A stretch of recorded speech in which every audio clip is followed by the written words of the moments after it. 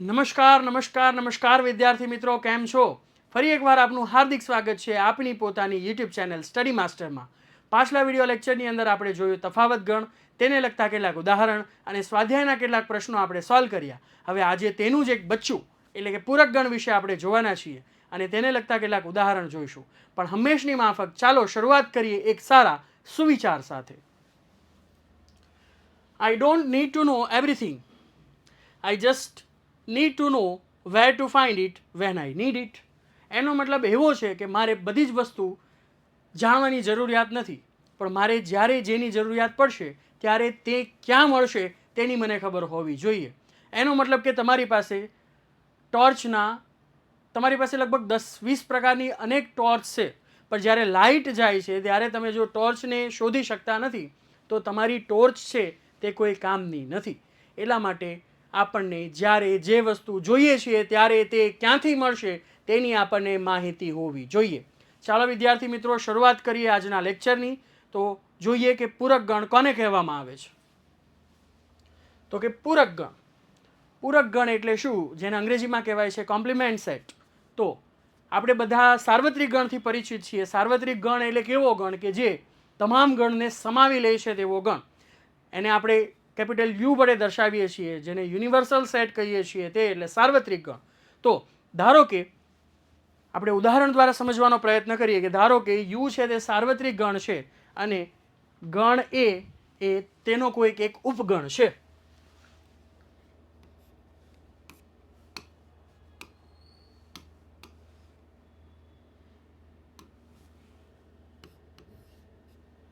ધારો કે યુ સાર્વત્રિક ગણ છે અને તેની અંદર 1 થી 10 પ્રાકૃતિક સંખ્યાઓ આવેલી છે, 1 2 3 અપ ટુ 10. ધારો કે ગણ એ છે, તેની અંદરના સભ્યો છે 2 4 6. તો હવે પૂરક ગણ એનો પૂરક ગણ આપણે કેવી રીતે મેળવી શકીએ, તેને કેવી રીતે દર્શાવી શકીએ? તો કે ગણ એના પૂરક ગણને એ ડેશ વડે દર્શાવવામાં આવે છે. એ ડેશ, બરાબર છે. આપણે એને સામાન્ય રીતે એ ડેશ આવી રીતે વાંચીશું અને ઘણી રેફરન્સ બુકની અંદર ડેશની જગ્યાએ તમને સી દેખાશે, એ કોમ્પ્લિમેન્ટ એટલે કે એની ઉપર તમને નાનો સી લખેલો દેખાશે, પણ આપણા પાઠ્યપુસ્તકની અંદર ડેશ આપેલો છે એટલે કે આપણે એને એ ડેશ તરીકે વાંચીશું. તો એ ડેશની અંદર કેવા સભ્યો આવશે? તો કે જે સભ્ય યુનિવર્સલ સેટ એટલે કે સાર્વત્રિક ગણના ગણ એ સિવાયના તમામ સભ્યોથી બનતો ગણ, એ ગણ એનો પૂરક ગણ થશે. એટલે કે ગણ એમાં કયા કયા સભ્યો છે? તો કે 2 4 6. તો સાર્વત્રિક ગણમાંથી આપણે 2 4 6 કાઢી નાખવાનો છે અને તેની સિવાયના જેટલા સભ્યો વધે છે તે તમામ સભ્યો એ ગણ એના પૂરક ગણમાં આવશે. માટે 1 3 5 7 8 9 10. તો આ છે ગણ એનો પૂરક ગણ. છે ને એકદમ સરળ. તો મેં જ્યારે લેક્ચરની શરૂઆત કરી ત્યારે મેં એવું કીધું કે તફાવત ગણનું બચ્ચું, એવો શબ્દ મેં કેમ વાપર્યો? કારણ કે અહીંયા એ કોમ્પ્લિમેન્ટ છે, એ તમે જોઈ શકો છો કે એ બીજું કંઈ નહીં પરંતુ યુ માઇનસ એ છે કે નહીં વિદ્યાર્થી મિત્રો? કે સાર્વત્રિક ગણના એવા સભ્યો કે જે ગણ એમાં નથી અને એટલા માટે પૂરક ગણ છે એને મેં એક પ્રકારનો, એટલા માટે પૂરક ગણ છે તેને એક પ્રકારનો તફાવત ગણ પણ આપણે કહી શકીએ છીએ. એટલે કે A dash is equals to U minus A. જો આને આપણે ગુણધર્મની રીતે લખવું હોય તો આપણે એવી રીતે લખી શકીએ કે એક્સ, કે જ્યાં એક્સ ઇઝ ઇન યુ એટલે કે એક્સ બિલોંગ્સ ટુ યુ, પરંતુ X does not belongs to A એટલે કે એક્સ એમાં નથી પરંતુ યુમાં છે. તો આને આપણે પૂરક ગણ તરીકે ઓળખી શકીએ છીએ. તો હવે આને આપણે વેન આકૃતિ દ્વારા સમજીએ તો ધારો કે આ કોઈ એક સાર્વત્રિક ગણ છે યુ અને આ એમાંનો ગણ એ છે. તો સાર્વત્રિક ગણનો ગણ એ સિવાયનો ભાગ એને આપણે ગણ એનો પૂરક ગણ કહીશું, એટલે કે એ કોમ્પ્લિમેન્ટ કહીશું. તો જે આ બાકીનો જે શેડેડ પોર્શન છે, જે આ રંગેલો ભાગ છે, તે છે આપણો પૂરક ગણ. છે ને એકદમ સરળ વિદ્યાર્થી મિત્રો? તો કે હા. તો હવે આપણે કેટલાક ગુણધર્મની ચર્ચા કરીએ કે ધારો કે ગણ એનો પૂરક ગણ છે એ ડેશ, પણ એનો પણ જો પૂરક ગણ લેવામાં આવે તો એ કોને બરાબર થશે? તો કે એને બરાબર થશે. ધારો કે આપણને હવે એ ડેશ મળી ગયો છે, હવે આપણે આનો પૂરક ગણ લેવો છે, એનો મતલબ કે સાર્વત્રિક ગણના આના સિવાયના સભ્યો. તો સાર્વત્રિક ગણના આના સિવાયના સભ્યો એટલે કયા થશે? તો કે 2 4 6 થશે. અને એટલા માટે પૂરક ગણનો પૂરક ગણ એટલે ગણ પોતે થશે. બરાબર છે? એટલે કે આ પહેલી વસ્તુ છે જે તમારે યાદ રાખવાની છે કે A complement complement A dash dash is equals to A. પછી બીજી વસ્તુ કે ખાલી ગણનો પૂરક ગણ છે તે સાર્વત્રિક ગણ થશે અને સાર્વત્રિક ગણનો પૂરક ગણ છે તે ખાલી ગણ થશે. બરાબર છે? સાર્વત્રિક ગણનો પૂરક ગણ એટલે કે સાર્વત્રિક ગણમાં ન હોય તેવા સાર્વત્રિક ગણના સભ્યો. હવે સાર્વત્રિક ગણમાં ન હોય તેવા સાર્વત્રિક ગણના સભ્યો એટલે કે સાર્વત્રિક ગણના બધા સભ્યો નીકળી જશે, એટલે કે કંઈ બચશે નહીં. એનો મતલબ કે ખાલી ગણ થશે. હવે ખાલી ગણમાં ન હોય તેવા સાર્વત્રિક ગણના સભ્યો. હવે ખાલી ગણમાં તો કશું હોતું જ નથી, અને એટલા માટે સાર્વત્રિક ગણમાં જેટલા સભ્યો છે તે તમામ સભ્યો એ ખાલી ગણના પૂરક ગણમાં આવી જશે, અને એટલા માટે ખાલી ગણનો પૂરક ગણ એ સાર્વત્રિક ગણ થશે અને સાર્વત્રિક ગણનો પૂરક ગણ તે ખાલી ગણ થશે. ત્રીજી વસ્તુ કે એ યોગ એ ડેશ એટલે કે ગણ એનો અને ગણ એ ડેશનો જો યોગ ગણ લેવામાં આવે તો તે સાર્વત્રિક ગણ બરાબર થશે. કેમ એવું? તો અહીંયા તમે જોઈ શકો છો કે આ ગણ એ છે અને આ પૂરક ગણ છે. તો જ્યારે આ બંને ગણનો યોગ ગણ લેવામાં આવે, યોગ ગણ એટલે કેવો ગણ? કે ગણ એમાં હોય અથવા ગણ એ ડેશમાં હોય તેવા તમામ સભ્યોથી બનતો ગણ. એટલે કે જ્યારે આપણે આ બંને ગણનો યોગ ગણ લઈશું ત્યારે સાર્વત્રિક ગણમાં આવેલા બધા જ સભ્યો છે તે એ યોગ એ ડેશમાં આવી જશે, અને એટલા માટે એ યોગ એ ડેશ બરાબર સાર્વત્રિક ગણ યુ થશે. બરાબર છે? ચોથી વસ્તુ કે એ છેદ એ ડેશ બરાબર શું થશે વિદ્યાર્થી મિત્રો? વિચારો.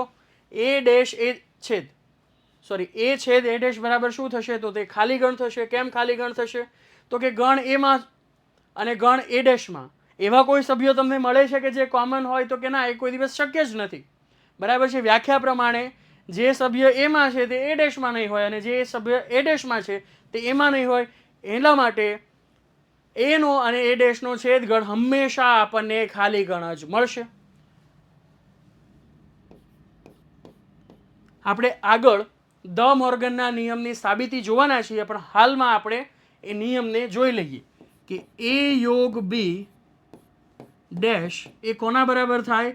તો કે એ ડેશ છેદ બી ડેશ બરાબર થાય, અને એ છેદ બી હોલ કોમ્પ્લિમેન્ટ એટલે કે એ છેદ બી આખાનો ડેશ એટલે કે એ છેદ બી નો પૂરક ગણ એ કોના બરાબર થાય?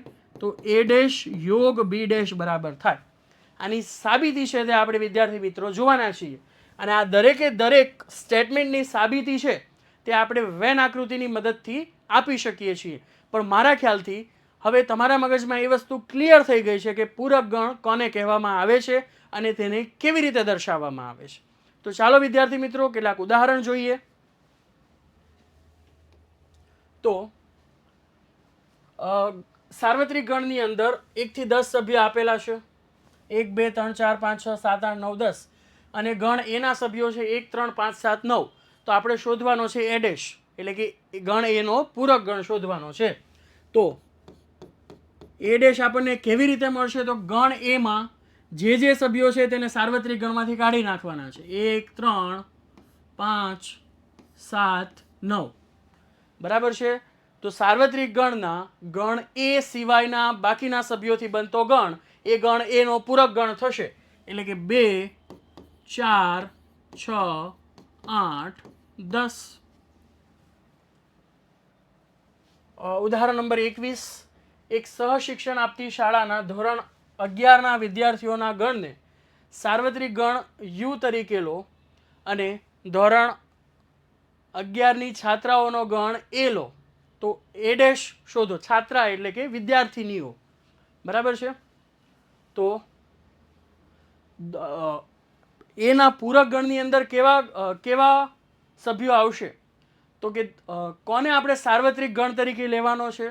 કે ધોરણ 11ના વિદ્યાર્થીઓના ગણને સાર્વત્રિક ગણ યુ તરીકે લેવાનો છે. હવે ગણ એ શું છે? કે ધોરણ 11ની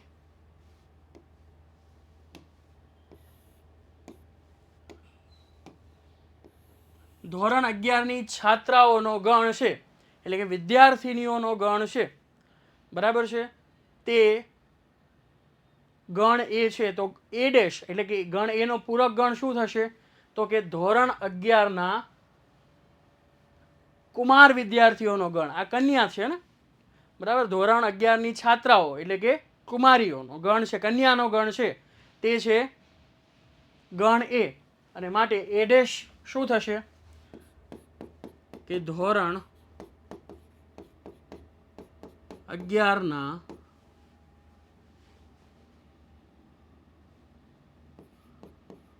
કુમાર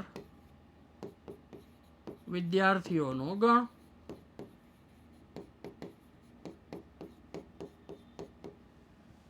રાઈટ. ચાલો ઉદાહરણ નંબર 22 જો. સાર્વત્રિક ગણની અંદર છે 1 થી 6, એમાં છે 2 3, બીમાં છે 3 4 5. તો આપણે શોધવાનું છે A dash B dash A dash છેદ બી ડેશ એ યોગ બી, અને તેના પરથી આપણે બતાવવાનું છે કે એ યોગ બી ડેશ એ ડેશ છેદ બી ડેશ બરાબર થાય છે. તો ચાલો વિદ્યાર્થી મિત્રો શોધીએ. પહેલા આપણે મેળવી લઈએ એ ડેશ. એ ડેશમાં શું આવશે? તો કે 2 અને 3 સિવાયના સાર્વત્રિક ગણના સભ્યો, એટલે કે 1 4 5 6. 1 4 5 6. હવે આપણે મેળવી લઈએ બી ડેશ. તો બી ડેશ એટલે શું? કે સાર્વત્રિક ગણના 3 4 5 સિવાયના સભ્યો, એટલે કે 1 2 6. હવે આપણે મેળવવાનું છે એ ડેશ છેદ બી ડેશ.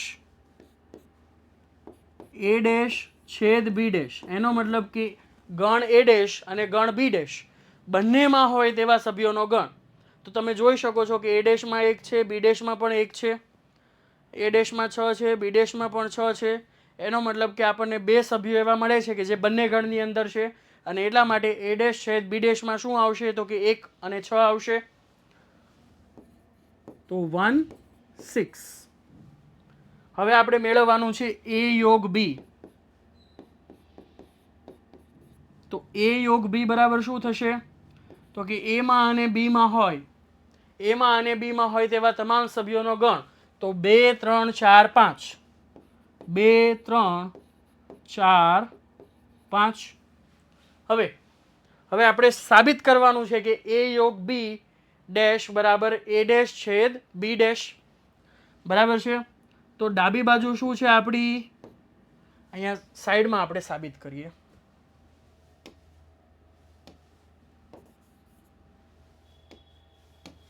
કે ડાબી બાજુ શું છે આપણી પાસે? તો કે એ યોગ બી ડેશ. હવે એ યોગ બી આપણે મેળવી લીધો છે. એ યોગ બી કયો ગણ છે? તો કે 2 3 4 5. આ ગણનો પૂરક ગણ મેળવવાનો છે. આ ગણનો પૂરક ગણ એનો મતલબ કે સાર્વત્રિક ગણના આની સિવાયના સભ્યો. હવે સાર્વત્રિક ગણમાં કેટલા સભ્યો છે? તો કે 1 2 3 4 5 6. હવે 2 3 4 5 સિવાયના સાર્વત્રિક ગણના સભ્યો એટલે કયા સભ્યો થશે? તો કે 1 6 થશે. ગણ 1 6 થશે. અને ગણ 1 6 છે એ કોને બરાબર છે? તો કે એ ડેશ છેદ બી ડેશ ને બરાબર છે. એટલે કે એ ડેશ છેદ બી ડેશ અને એ યોગ બી ડેશ એ બંને ગણ છે એ સમાન ગણ થશે. એટલે કે આની જગ્યાએ આપણે લખી શકીએ એ ડેશ છેદ બી ડેશ, અને તે જ છે આપણી જમણી બાજુ. તો છે ને એકદમ સરળ વિદ્યાર્થી મિત્રો. હવે એ યોગ B dash is equals to A dash છેદ બી ડેશ એ દ મોર્ગનનો નિયમ છે. તેની સાબિતી છે આપણે જોવાના છીએ હમણાં. કે દ મોર્ગનના 2 નિયમ છે. તેમાંનો પહેલો નિયમ કે એ યોગ B dash is equals to A dash છેદ બી ડેશ. હવે સાહેબ તમે કહી દો અને અમે માની લઈએ એવું થોડું થાય, બરાબર છે. તો આપણે એક સાબિતી તો તમે જોઈ શકો છો કે અહીંયાથી એક સાબિતી મળી ગઈ આપણને કે આ ઉદાહરણ માટે તો એ સાચું છે, બરાબર, પણ જનરલી આ સાચું છે કે નહીં, દરેક વસ્તુ માટે આ સાચું છે કે નહીં, તો તે આપણે જોઈએ કે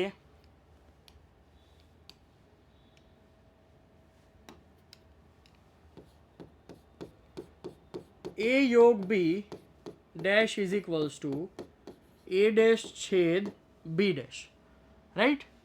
તો આપણી ડાબી બાજુ શું છે તો કે a યોગ b આખાનો કોમ્પ્લિમેન્ટ. તો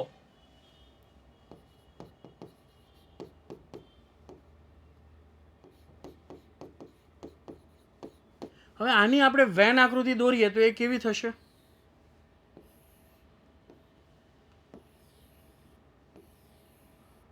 ધારો કે આ છે આપણો a, આ છે b અને આ છે સાર્વત્રિક ગણ u.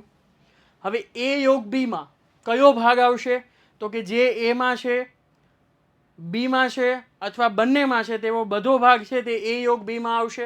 એટલા માટે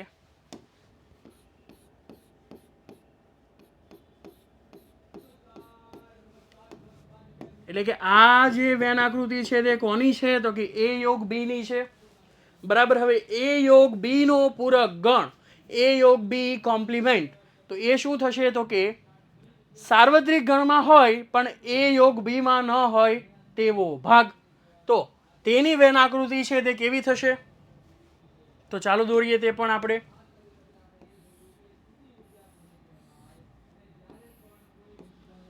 ધારો કે આ સાર્વત્રિક ગણ છે, આ છે ગણ a, આ છે ગણ b. તો હવે a યોગ b માં ન હોય પરંતુ સાર્વત્રિક ગણમાં હોય તેવો ભાગ, એટલે કે આ બહારનો જે ભાગ છે તે થશે.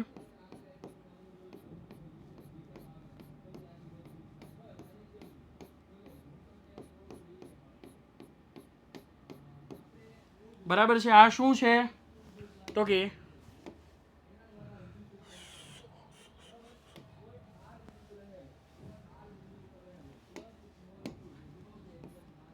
a યોગ b નો પૂરક ગણ છે, બરાબર. આ આકૃતિને આપણે 1 નંબર આપી દઈએ.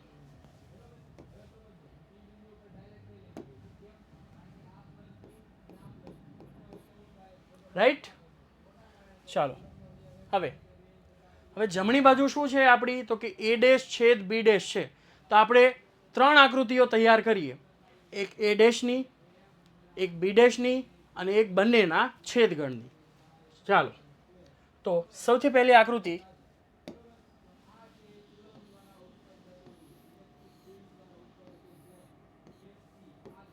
ધારો કે આ સાર્વત્રિક ગણ છે, આ ગણ a છે, આ ગણ b છે. તો a ડેશ નો મતલબ શું થાય કે સાર્વત્રિક ગણમાં હોય પણ ગણ a માં ન હોય તેવો ભાગ. તો સાર્વત્રિક ગણમાં હોય પણ ગણ a માં ન હોય એટલે કે જે આ a ની બહારનો જે ભાગ છે આ ભાગ છે તે શું થશે તો કે આપણો a ડેશ થશે, રાઈટ. હવે આપણે આવી જ રીતે b ડેશ મેળવી લઈએ.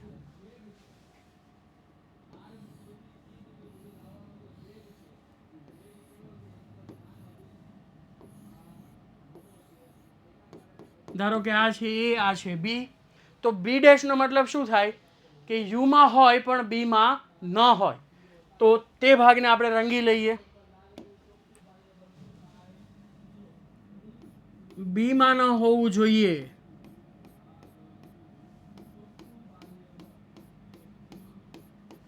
એટલે કે આ જે ભાગ છે તે શું છે તો કે આ છે આપણો b ડેશ. હવે આપણે મેળવવાનું છે a ડેશ છેદ b ડેશ. a ડેશ છેદ b ડેશ એનો મતલબ કે બંનેમાં હોય તેવો કોમન ભાગ. હવે બંનેમાં હોય તેવો કોમન ભાગ, તો તેની માટે વિદ્યાર્થી મિત્રો ધ્યાન આપો તમે કે જે આ ભાગ છે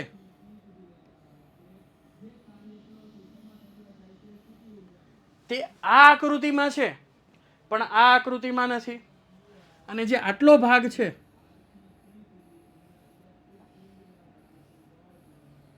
તે આ આકૃતિમાં છે પણ આ આકૃતિમાં નથી.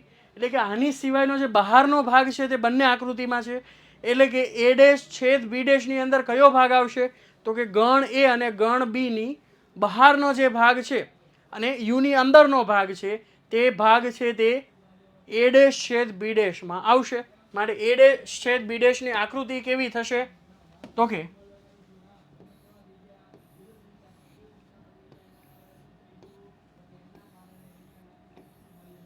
ધારો કે આ એ છે, આ બી છે, રાઈટ.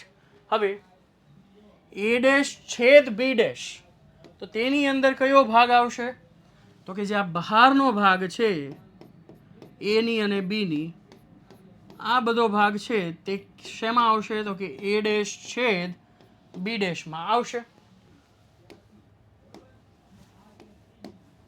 એટલે કે આ આકૃતિ છે તે કોની થશે? તો કે એ ડેશ છેદ બી ડેશની. હવે આને આપણે આપી દઈએ પરિણામ નંબર 2.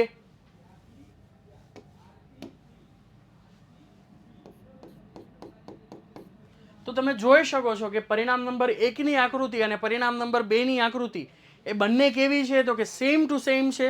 એનો મતલબ કે એ યોગ બી ડેશ અને એ ડેશ છેદ બી ડેશ એ બંને કેવા છે? તો કે સમાન થશે. માટે આપણે આવું કહી શકીએ કે એ યોગ બી હોલ કોમ્પ્લિમેન્ટ એ યોગ B whole dash is equals to A dash છેદ બી ડેશ. તો આ છે દ મોર્ગનનો નિયમ અને આ છે તેની સાબિતી. હવે એક બીજો પણ નિયમ છે, તે શું છે?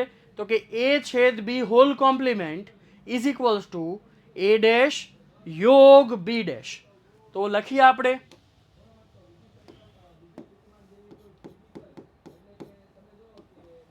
એ છેદ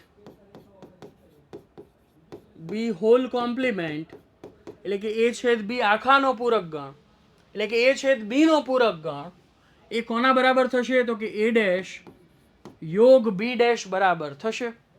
બરાબર. તો આની પણ આપણે સાબિતી આપી દઈએ. તો આકૃતિઓ તૈયાર કરી લઈએ આપણે.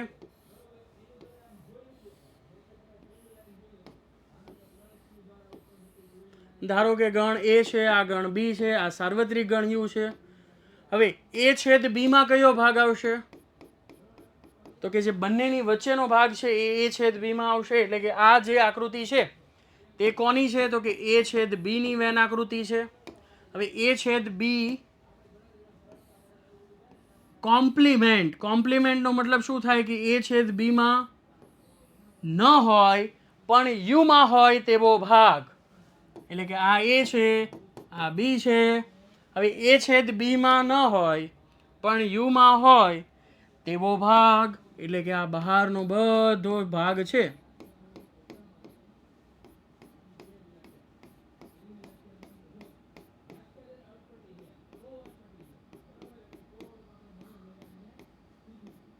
એટલે કે આ જે આકૃતિ છે તે કઈ થશે? મિત્રો આ જે વચ્ચેનો ભાગ છે તે મેં રંગ્યો નથી. બરાબર છે. કારણ કે એ ભાગ છે, જે આ ભાગ છે એ છેદ બી નો ભાગ છે જેને આપણે લેવાનો નથી. અને એટલા માટે જે આ આકૃતિ છે તે કોની આકૃતિ થઈ? તો કે એ છેદ બી હોલ કોમ્પ્લિમેન્ટ એટલે કે એ છેદ બી નો પૂરક ગણ. ચાલો હવે જમણી બાજુ શું છે? તો કે એ ડેશ યોગ બી ડેશ. એ ડેશ યોગ બી ડેશ. તો આપણે એની માટે પણ આકૃતિઓ તૈયાર કરી લઈએ. તો પહેલા આકૃતિ આપણે બનાવી લઈએ એ ડેશની. ધારો કે આ યુ છે, આ એ, આ બી. તો એ ડેશ એનો મતલબ શું થશે? કે યુ માં હોય પણ એ માં ન હોય, યુ માં હોય પણ એ માં ન હોય. એટલે કે જે આ એ નું જે સર્કલ છે, એ વાળું જે વર્તુળ છે તેની બહારનો તમામ ભાગ. આ કોની આકૃતિ થઈ ગઈ? તો કે એ ડેશ ની આકૃતિ થઈ ગઈ. હવે આવી જ રીતે આપણે બી ડેશ ની આકૃતિ બનાવી લઈએ.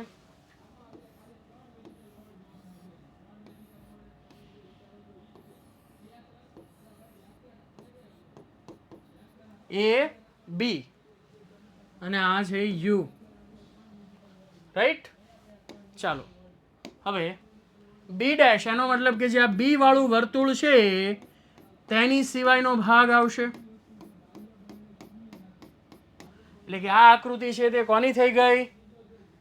તો કે બી ડેશની થઈ ગઈ. હવે આ બંનેનું આપણે યુનિયન લેવાનું છે, આ બંનેનો યોગગણ શોધવાનો છે.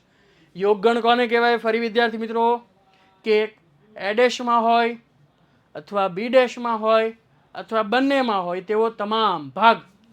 બરાબર છે?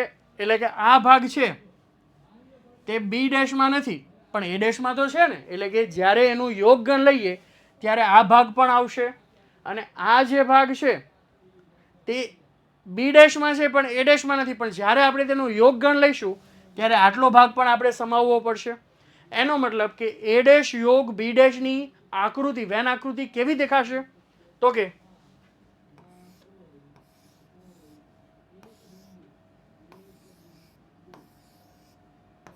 ધારો કે આ એ છે, આ બી છે, બરાબર છે? તો એ ડેશ છેદ B dash, sorry A dash યોગ બી ડેશની આકૃતિ છે એ કેવી આવશે? તો કે માત્ર જે આ વચ્ચેનો જે ભાગ છે ને તે નહીં આવે, તેની સિવાયનો જે માત્ર જે વચ્ચેનો આવો ભાગ છે તે નહીં આવે, તેની સિવાયનો યુનો બધો ભાગ છે તે આવી જશે. અને એટલા માટે આ આકૃતિ છે એ કોની આકૃતિ છે? તો કે એ ડેશ યોગ બી ડેશ. હવે તમે જોઈ શકો છો કે આ બંને આકૃતિ છે એ કેવી છે? તો કે સરખી છે. અને માટે આપણે શું કહી શકીએ કે એ છેદ બી ડેશ બરાબર એ ડેશ યોગ બી ડેશ. અને આ છે આપણો દ મોર્ગનનો નિયમ. બરાબર છે? તો ખૂબ જ ઇઝી છે વિદ્યાર્થી મિત્રો. આપણે આકૃતિ, વેન આકૃતિ દ્વારા આની સાબિતી સમજવાનો પ્રયત્ન કર્યો, સાબિતી આપી અને તમે સમજવાનો પ્રયત્ન કર્યો. બરાબર? હવે સ્વાધ્યાય 1.5ના કેટલાક પ્રશ્નો છે તેને આપણે ઝડપથી સોલ્વ કરીએ. કે યુની અંદર કેટલાક સભ્યો આપણને આપેલા છે, 1 2 3 4 5 6 7 8 9. એના સભ્યો છે, સીના સભ્યો છે. તો આપણે મેળવવાનો છે, પહેલી વસ્તુ જે મેળવવાની છે તે છે એ ડેશ. એનો મતલબ કે એનો પૂરક ગણ. એનો પૂરક ગણ એટલે કે યુમાં હોય પણ એમાં ન હોય. એટલે કે 1 2 3 4 એ આમાંથી કાઢી નાખવાના છે અને એની સિવાયના સભ્યો છે તેને લખવાના છે. તો એ ડેશમાં કયા કયા સભ્યો આવશે? તો 1 2 3 4 સિવાયના સભ્યો એટલે કે 5 6 7 8 9. Very easy. ચાલો બી ડેશ લખી લઈએ. બી ડેશમાં કયા સભ્યો આવશે? તો બીમાં કયા કયા સભ્યો છે? તો કે 2 4 6 8. તો યુમાંથી 2 4 6 8 કાઢી નાખવાના અને એની સિવાયના સભ્યો લખી નાખવાના. તો 2 4 6 8 સિવાયના સભ્યો કયા થશે? તો કે 1 3 5 7 9. 1 3 5 7 9. હવે આપણે મેળવવાનું છે એ યોગ સી અને તેનો આપણે પૂરક ગણ મેળવવાનો છે. તો એની માટે પહેલું કામ આપણે શું કરીએ? તો કે પહેલા આપણે એ યોગ સી મેળવી લઈએ. તો એ યોગ સી બરાબર શું થશે? તો કે એમાં હોય અથવા સીમાં હોય તેવા તમામ સભ્યોથી બનતો ગણ. એમાં કયા કયા સભ્યો છે? તો કે 1 2 3 4. સીમાં સભ્યો છે 3 4 5 6. એનો મતલબ કે 1 2 3 4 5 6 આટલા સભ્યો છે તે એ યોગ સીમાં આવશે. હવે આપણે તેનો પૂરક ગણ લેવાનો છે. એટલે કે આ ગણમાં જે સભ્યો છે તેની સિવાયના યુના સભ્યો.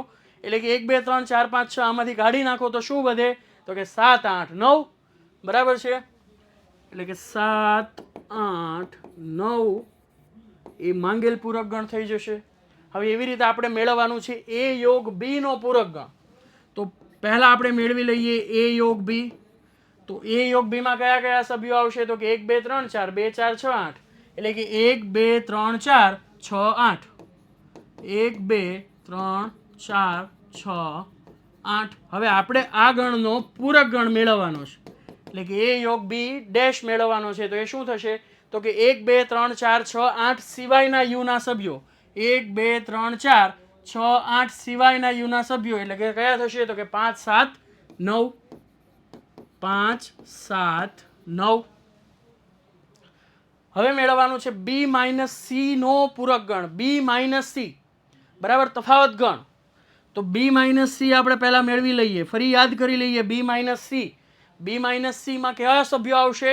તો કે જે બીમાં હોય પણ સીમાં ન હોય, બીમાં માત્ર બીમાં જ હોય, સીમાં અને બીમાં બંનેમાં હોય તેવાને બધાને બીમાંથી કાઢી નાખવાના, રજા આપી દેવાની છે.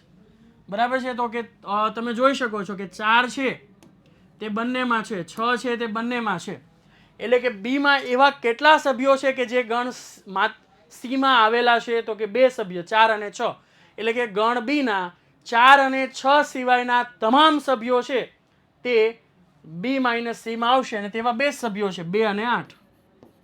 એટલે કે આપણને બી માઇનસ સી મળી ગયું. બી માઇનસ સી મળી ગયું તો બી માઇનસ સી નો પૂરક ગણ પણ મળી જશે. તો કે બી માઇનસ સી કોમ્પ્લિમેન્ટમાં કયા કયા સભ્યો આવશે?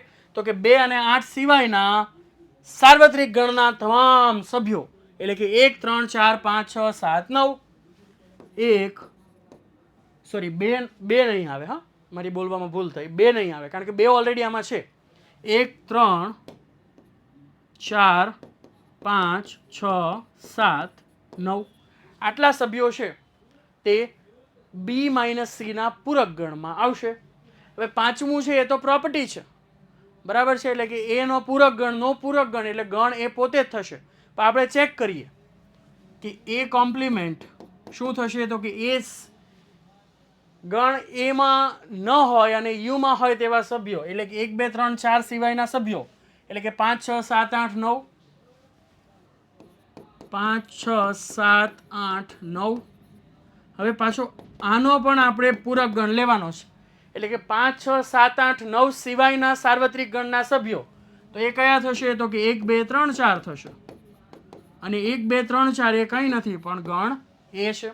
એટલે કે એ ડેશ નો ડેશ એ ગણ એ પોતે થશે. ચાલો વિદ્યાર્થી મિત્રો, ફટાફટ આપણને જે નીચે ગણ આપેલા છે તેના આપણે પૂરક ગણ મેળવી લઈએ. તો સાર્વત્રિક ગણમાં કેટલા સભ્યો છે? તો કે A B C D F G H. ચાલો, તો સૌથી પહેલો આપણે પૂરક ગણ મેળવી લઈએ. એનો એ ડેશ, તો કે એ બી સી સિવાયના સભ્યો D E F G H. બરાબર? આમાં કોઈ જ રોકેટ સાયન્સ નથી વિદ્યાર્થી મિત્રો કે આમાં ખબર ના પડે. બરાબર છે? હવે બી ડેશ એટલે કે બી નો પૂરક ગણ મેળવવો છે, એટલે કે બીમાં કયા કયા સભ્યો છે? તો કે ડી ઈ એફ જી. તો યુમાં ડી ઈ એફ જીમાં ચોકડી મારો ને એની સિવાયના યુના સભ્યો લખી નાખવાના. તો કે કયા નથી લખવાના? તો કે ડી ઈ એફ જી નથી લખવાના. એની સિવાયના સભ્યો કયા છે? તો કે એ બી સી એચ. ત્રીજો ગણ છે સી. તો સી નો પૂરક ગણ આપણે મેળવવાનો છે, તો કે એ સી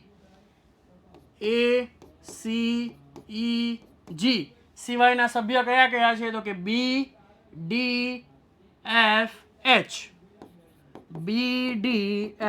એચ. બરાબર છે? ચોથું શું છે? તો કે ડી ડેશ. ડી નો પૂરક ગણ મેળવવો છે, એફ જી એચ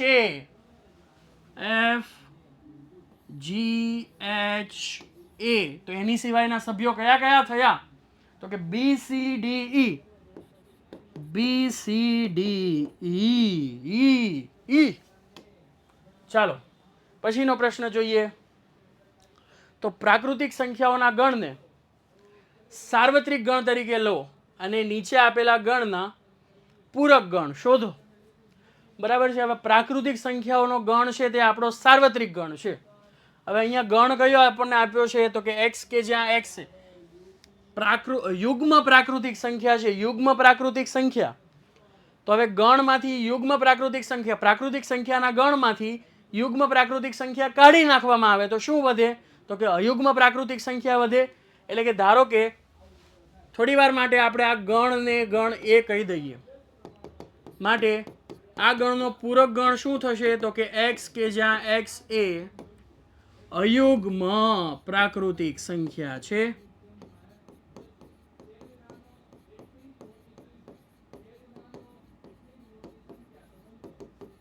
રાઈટ? ચાલો, હવે બીજું છે તે અયુગ્મ પ્રાકૃતિક સંખ્યા છે, તે ઉપરનાનું ઊંધું છે. હવે આ અયુગ્મ પ્રાકૃતિક સંખ્યા એટલે કે આ ગણના સભ્યો કેવા છે? તો કે 1 3 5 7 9 11 એન્ડ સો ઓન. હવે સાર્વત્રિક ગણમાં તો બધા સભ્યો છે 1 2 3 4 5 6 7 8 9 10 11 12 13 14 15 16. તો હવે એમાંથી જે આ એકી સંખ્યાઓ કાઢી નાખીએ તો શું વધે? તો કે બેકી સંખ્યા વધે. એટલે કે આ ગણનો પૂરક ગણ છે. ધારો કે આ ગણને આપણે બી નામ આપી દઈએ.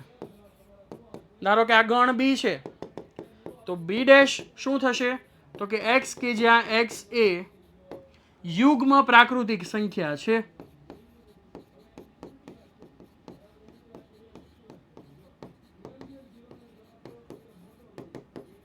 રાઈટ.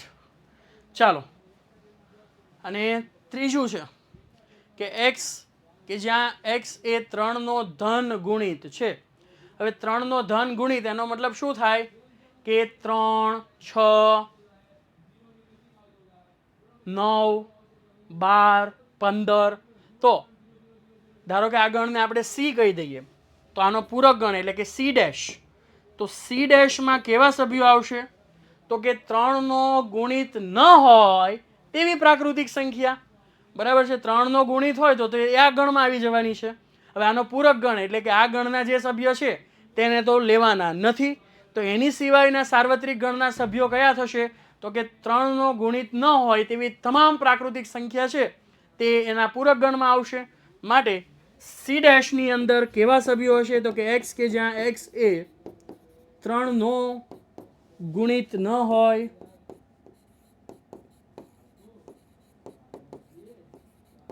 તેવી પ્રાકૃતિક સંખ્યા છે.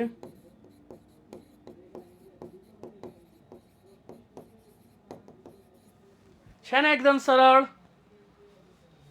ચાલો, ચોથું કે એક્સ કે જ્યાં એક્સ એ અવિભાજ્ય સંખ્યા છે.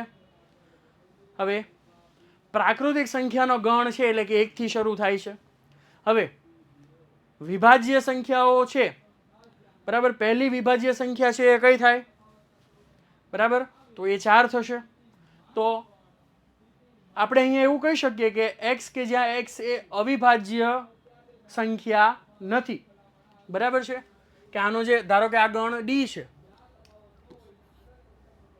તો આનો જે પૂરક ગણ છે તેને આપણે શું કહી શકીએ? તો કે ડી ડેશ કહી શકીએ. તો ડી ડેશની અંદર કેવા સભ્યો આવશે? તો કે એક્સ કે જ્યાં એક્સ એ અવિભાજ્ય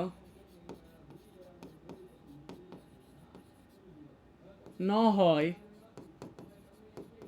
તેવી પ્રાકૃતિક સંખ્યા છે.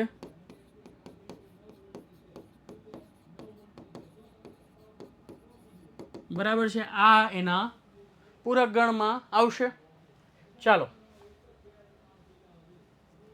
આને ગણ ઈ કહી દઈએ આપણે. તો ગણ ઈ નો પૂરક ગણ આપણે લખવાનો છે. તો પહેલા તો આપણે સમજી લઈએ કે ગણ ઈ ના સભ્યો કેવા છે. તો કે એક્સ કે જ્યાં એક્સ એ 3 અને 5 વડે વિભાજ્ય પ્રાકૃતિક સંખ્યા છે. એટલે કે 3 અને 5 વડે જે સંખ્યાઓને ભાગી શકાય છે તે બધી સંખ્યાઓ આ ગણમાં આવે છે. તો જે સંખ્યાઓને 3 અને 5 વડે ભાગી શકાતી નથી તેવી બધી પ્રાકૃતિક સંખ્યાઓ શેમાં આવશે? તો કે આ ગણના પૂરક ગણમાં આવશે. માટે આ ગણનો પૂરક ગણ કેવી રીતે લખી શકીએ? તો કે એક્સ કે જ્યાં એક્સ એ 3 અને 5 વડે વિભાજ્ય ન હોય તેવી પ્રાકૃતિક સંખ્યા છે. વિભાજ્ય ન હોય તેવી પ્રાકૃતિક સંખ્યા છે. ચાલો, એક્સ કે જ્યાં એક્સ એ પૂર્ણ વર્ગ છે. પૂર્ણ વર્ગ એટલે 1 4 9 16 25 આ બધી પૂર્ણ વર્ગ સંખ્યાઓ છે. તો એના સિવાયની સંખ્યા એટલે એના માટે આપણે શું કહી શકીએ કે એક્સ કે જ્યાં એક્સ એ પૂર્ણ વર્ગ સંખ્યા નથી. માટે આને ધારો કે આ ગણને આપણે એફ નામ આપી દઈએ. તો કે આ ગણનો પૂરક ગણ એટલે કે એફ ડેશ. એમાં કેવા સભ્યો હશે? તો કે એક્સ કે જ્યાં એક્સ એ પૂર્ણ વર્ગ ન હોય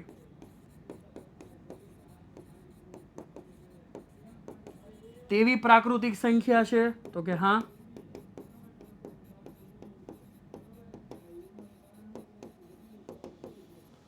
તો મને તો બહુ મજા આવે છે વિદ્યાર્થી મિત્રો. તમને મજા આવે છે કે નહીં? જો તમને મજા આવતી હોય તો અમારા ચેનલ સાથે સતત જોડાયેલા રહો. આવી જ રીતે મળતા રહીશું, તમને નવું નવું કન્ટેન્ટ છે તે આપતા રહીશું, તમને મજા કરાવતા રહીશું. અલ્ટિમેટલી જો તમને જ મજા આવશે તો અમને મજા આવશે, બરાબર છે. એટલે કે આપણો પરસ્પર સંબંધ છે. જો તમને મજા નહીં આવે તો અમને મજા નહીં આવે, તમને મજા આવશે તો અમને મજા આવશે. તો અમારી ચેનલ સાથે જોડાયેલા રહો અને આવી જ રીતે આપણે મળતા રહીશું. ત્યાં સુધી આવજો, બાય બાય.